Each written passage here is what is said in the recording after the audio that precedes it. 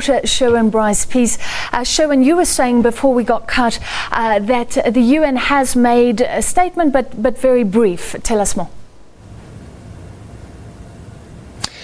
Not exactly a statement, Francis, just sharing some language as a precursor to a possible statement later in the day. As I said earlier, they are being very cautious about what they say in reaction to South Africa's letter informing the Secretary-General of their withdrawal from the Rome Statute. I'll share just a few brief comments from the Secretary-General spokesperson, Stefan Dujarric.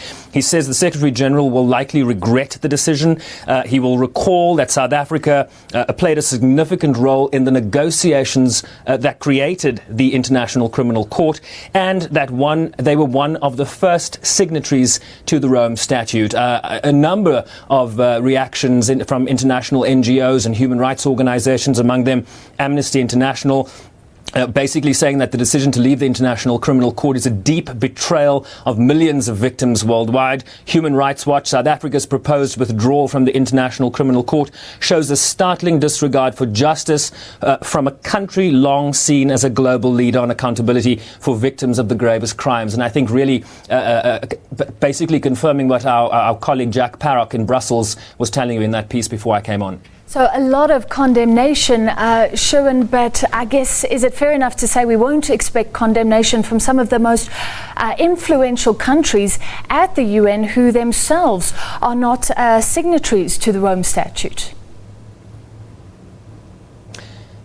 Well, I guess you're referring to members of the Permanent Five. Of course, France and the United Kingdom are two signatories who are permanent members of the Council. But of course, China, Russia and the United States remain outside of the jurisdiction of the Rome Statute. I think it will probably be celebrated, and we can probably expect a number of African countries to follow suit. South Africa really sort of leading the way. I mean, earlier this week, we had asked the Secretary-General spokesperson about a letter that Burundi had said they were sending to the Secretary-General announcing their withdrawal from the ICC, but that followed a vote in the lower house in Burundi, in Bujumbura, and a confirmation by the Senate, which was then signed by President Pierre Nkurunziza. Of course, South Africa has followed a different path. The executive has taken a decision to send this letter to the Secretary-General, and there are some legal questions about whether that is a process that should have been approved by Parliament first. But in essence, South Africa then becomes the very first country ever to submit a letter of withdrawal from the ICC, and that letter was received here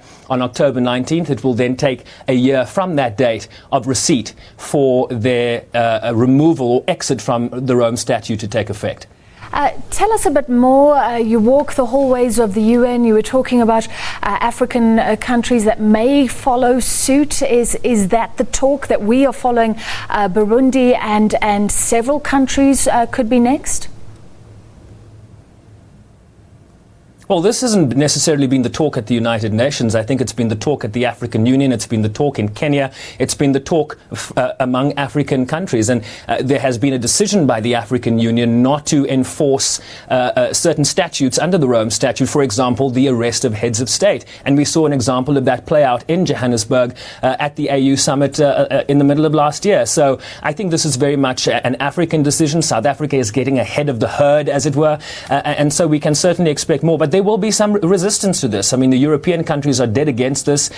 Many Latin American countries do not agree with this decision. So we will hear some pushback from other states parties. But South Africa is certainly into territory where no other country has gone before. All right, thank you very much. Live from New York, Sherwin Bryce-Pease, just talking about that response thus far, no official response from the United Nations.